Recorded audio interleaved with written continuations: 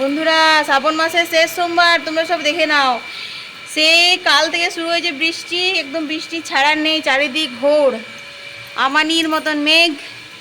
ঠিক আছে, এই হচ্ছে ব্যাপার স্যাপার, দেখে নাও ভালো করে। আর এই হচ্ছে আমি, বুঝলে, বুগলা বাবা তো উঠোনটা ধুয়ে দিয়েছিল, মানে ধুয়ে দিয়েছিল বলতে এই বৃষ্টির মধ্যে ঝাড় দিয়ে দিয়েছিল। ঘর ঝাড় দেবো, মুছবো আর নিরামিষ রান্না করবো।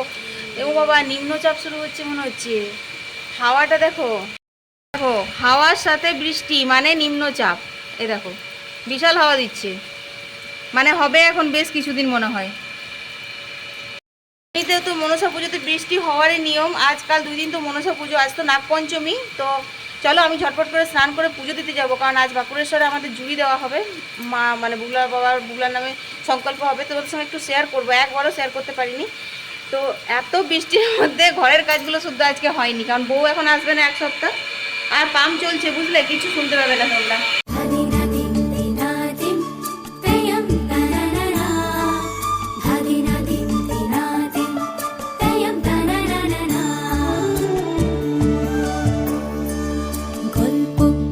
গল্প যায় মেঘের ডিঙি ছই, জীবন ভাসে, জীবন হাসে বিন্নি ধানের খই। তো বন্ধুরা, বৃষ্টি দেখলে তোমরা তো জানো যে তোমাদের অর্পিতার মাথা একদম পুরো খারাপ হয়ে যায়। কিন্তু আমি এখন ভিজছি না, আমার এখনও প্রচুর কাজ বাকি আছে। আর সকাল থেকে যদি ভিজে থাকি তাহলে কিন্তু আমার শরীর খারাপ করে যাবে। তাই ছাতা নিয়েই নিজেকে আর ঠিক রাখতে না পেরে উঠোনটাতে একটু নাচানাচি ঘোরাঘুরি করে নিলাম। তারপর নিয়ে নিচ্ছি হচ্ছে কলের জল। কিন্তু ছাতা নিলে কি হবে বলো, এত জোর বৃষ্টি পড়ছে, আমি কিন্তু পুরোটাই ভিজছি। ছাতার থেকেই আমার পিঠটা ভিজে গেছে, ছাতা থেকে আমার সামনে সমস্ত ভিজে যাচ্ছে। কিন্তু যাই হোক, ভিজুক, বৃষ্টিতে আজকে বেশ ভালোই লাগছে। আর কালকে সারাদিন জার্নি করেছি, খুব রোদ গরম ভোগ করেছি। তো সে কারণের জন্য আজকে ইচ্ছা করছে খুব বৃষ্টিতে ভিজি। কিন্তু এত এত এত কাজ পড়ে রয়েছে, কি বলবো। আমাদের বউ আসবে না, কারণ এখন তো শ্রাবণ মাসে মনসা পুজোর দিন। মানে আজ তো মনসা পুজো নয়, আজকে হচ্ছে মনসা পুজোর বার। ও তো কালকেই চলে গেছে বাবার বাড়ি। তো আজকে বার পান্না করে করে আস্তে আস্তে সেই আগে মানে সপ্তাহ হয়ে যাবে, শনিবার হয়ে যাবে।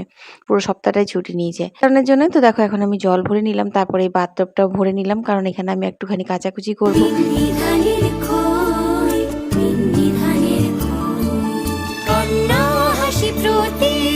তো নিরামিষ পদের মধ্যে দেখো এখানে হবে ঝোল, কাঁচা কলা, পটল আর সোয়াবিন আলু সেদ্ধ, যেগুলো দিয়ে ঝোল হবে। আর এই যে খোসা বাটা হবে, হ্যাঁ, আলু করলা ভাজা হবে। যা পাম্পটা একবার দেখায় না, ঝপ করে যা।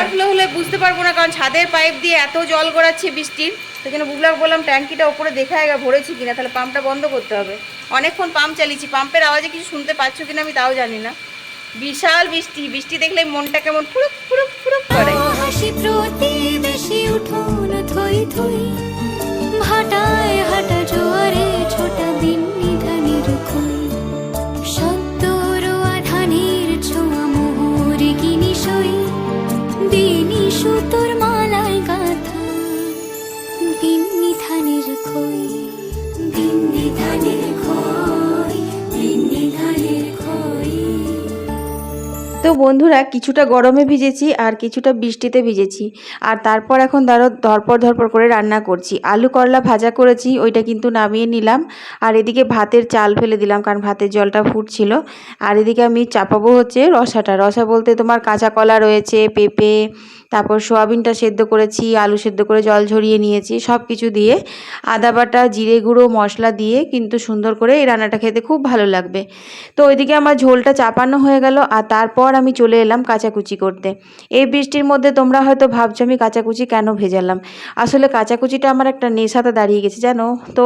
কালকে যেহেতু 108 শিব মন্দির গিয়েছিলাম, তো সারাদিন পরেছিলাম সেই জামা কাপড়গুলো, একটু ঘাম হয়েছে, একটু ভিজেওছে, কারণ সর্বমঙ্গলা মায়ের মন্দিরে না গিয়েছিলাম, তখন খুব বৃষ্টি এসেছিলো। তারপর বৃষ্টি ছাড়ার পর যখন মন্দির খুললো, তখনও কিন্তু টিপটিপ ঝিপঝাপ বৃষ্টি পড়ছিল, তো আমরা ভালোই ভিজেছিলাম। তো সেই সমস্ত জামা কাপড় আমি এখন রেখে দিতে পারবো না, কারণ এমনিই যে আমাদের জামা কাপড়গুলো ডেলিকার ইউজ হচ্ছে সেগুলো শুকাচ্ছে না, ঘরে মেলা আছে, সেগুলোই একটা কীরকম ঘরগুলো গন্ধ উঠছে সোতা সোতা। তারপর আবার যদি এইসব আকাচা ভিজে ভিজে জামা কাপড় রেখে দিই তাহলে তো আর ঘরে টিকতেই পারবো না। সেই জন্যই ভাবলাম একবারে ভালো করে সার্ফ দিয়ে কেচে ধুয়ে মেলে দেবো, যতটুকু জল ঝরবে বাইরে, তারপর গিয়ে ওপরে মেলে দেবো। ওপরে জানলাগুলো যদি সব বারান্দার খুলে দেওয়া হয় তাহলে কিন্তু সুন্দর শুকিয়ে যায়। তোমাদের সঙ্গে একদিন শেয়ার করবো আমি ওপরের বারান্দাটা যেখানটায় জামা কাপড়গুলো মেলি। লম্বালম্বি তার টাঙানো আছে তো, আর ওপরে অনেকগুলো জানলা রয়েছে বারান্দাতে, তো সব জানলাগুলো খুলে দিলে সুন্দর হাওয়া ঢোকে, আর ওপরটা একটু গরমও নিচে ঘরের থেকে, সে কারণে শুকিয়ে যায়। তো দেখো এখন আমি সুন্দর করে কিন্তু এগুলো সব ধুয়ে নিচ্ছি। আর আজকে আমার এইখানে কলের জলেই হয়ে গেল, দেখো কি সুন্দর ধোয়া, মানে একটু বেশি জল পড়েছে আজকে সেই জন্য। তো চলো এখন আমি এগুলো মেলে নিই।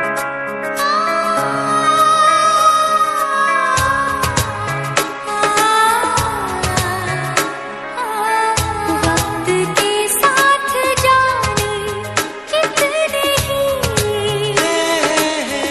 मोड़ आते हैं सात फेरों में। वक्त के साथ जाने कितने ही मोड़ आते हैं सात फेरों में।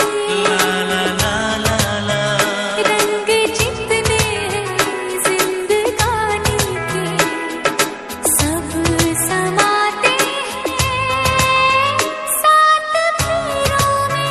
सात फेरों में, सात फेरों में, রান্না বান্না কিন্তু ওদিকে কমপ্লিট হয়ে গেছে, আর এদিকে আমি কিন্তু ঘরগুলো সব মুছে নিচ্ছি। তো দেখো ফ্যানও চালিয়ে দিয়েছি, সঙ্গে সঙ্গে ঘরগুলোতে কি সুন্দর শুকিয়ে যাবে। আর আমি খুব তাড়াহুড়ো করছি মানে স্নান করব বলে, কারণ হচ্ছে আমাদের বাবা বাঁকুড়েশ্বরে সোমবার দিনকে জুড়ির ভোগ দেওয়া হয় তোমরা জানো। তো আজকে আমরাও কিছুটা মানে ভোগ দিয়েছি, পুজো দিয়েছি জুড়ির জন্য ওখানে। তো মা বলছে জুড়ি ভোগ দেবে তখন একটু বুবলার নামে, বুবলার বাবার নামে সংকল্প করাবি, তো একটু তাড়াতাড়ি করে যা। আর যেহেতু অনেক বৃষ্টি পড়ছে তো মা যাবো না বলছিল, তো আমি বুবলাকে বললাম তুই স্নান টান করে ঠাকুমাকে নিয়ে যা। তো বুবলা মাকে নিয়ে চলে গেছে, আর আমি এই ঘরের সমস্ত কাজ বাজ সেরে স্নান সেরে তারপরে যাব। তো দেখো এখানে আমার কিন্তু রান্না বান্না কমপ্লিট হয়ে গেছে, চলো মন্দিরে যাই।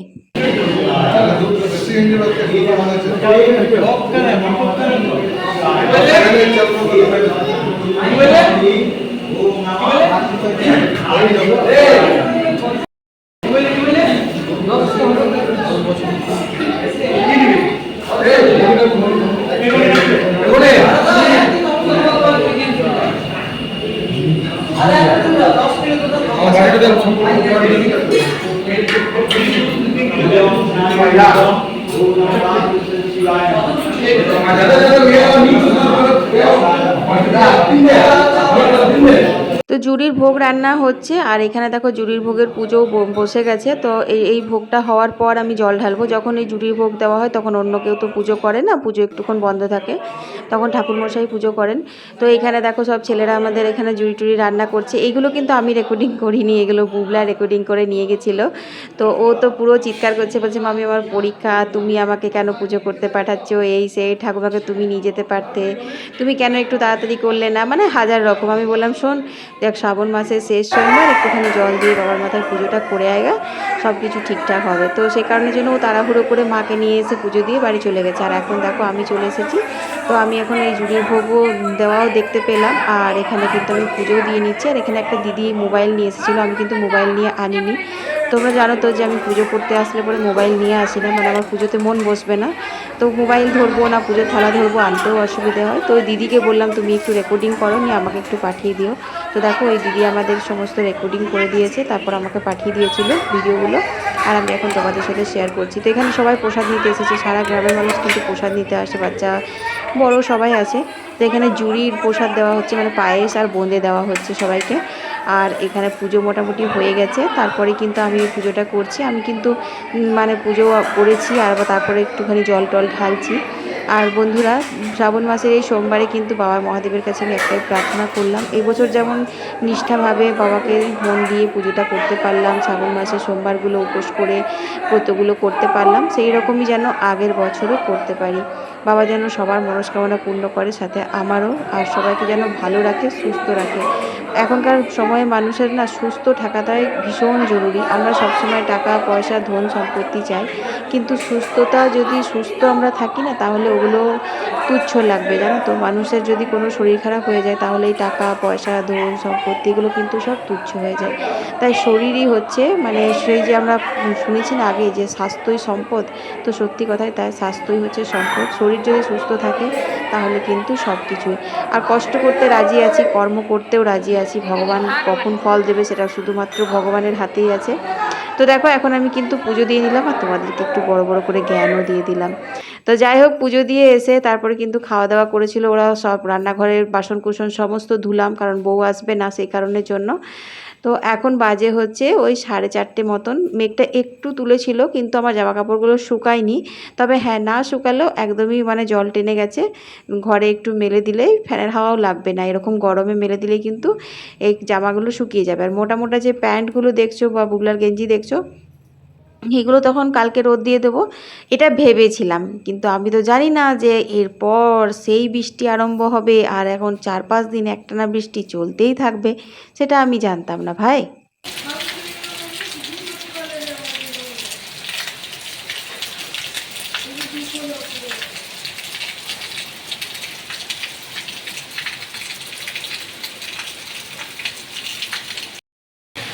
শুভ সন্ধ্যা বন্ধুরা। সেই যে আরম্ভ হয়েছে তোমার 4:30 থেকে বৃষ্টি, এখনো পর্যন্ত কন্টিনিউ বৃষ্টি হচ্ছে। সন্ধে দেওয়া হয়ে গেছে, মালাটা পরলাম। আসলে এটা পরলে পরে না, যখন গরম দিচ্ছে তখন তো মারাত্মক গরম দিচ্ছে, নিয়ে র্যাশ বেরিয়ে যাচ্ছে, সেই কারণে খুলে রেখেছিলাম। তো গলাটা ফাঁকা ফাঁকা লাগছে বলে পরে নিলাম। দুধ গরম হয়ে গেছে, চা করব। মাকে আর বুগলা বাবাকে চিড়ে ভাজা দিয়ে দিয়েছি। বুগলা একটা চপ ছিল ওটাই খাবে, আর কিছু খাবে না, ওকে দিয়ে দিলাম। আর আমি তো চা খাবো, আমার তো আজকে উপোস। আজকে তো মন্দিরে সন্ধে দিতে যেতে পারিনি, ঘরের ঠাকুর ঘরে সন্ধে দিয়েছি। তাও তোমাদেরকে দেখায় কত বৃষ্টি হচ্ছে। এই দেখো সেই বৃষ্টি, দেখেছো? এই দেখো কীভাবে ছাদে জল বেরোচ্ছে, তাহলে বুঝতে পারবে সেই বৃষ্টি একদম। তো এই বৃষ্টি দেখিয়ে দেখিয়ে আজকের ব্লগটা শেষ করে দিলাম। সবাই ভালো থেকো, সুস্থ থেকো, কাল আবার দেখা হচ্ছে।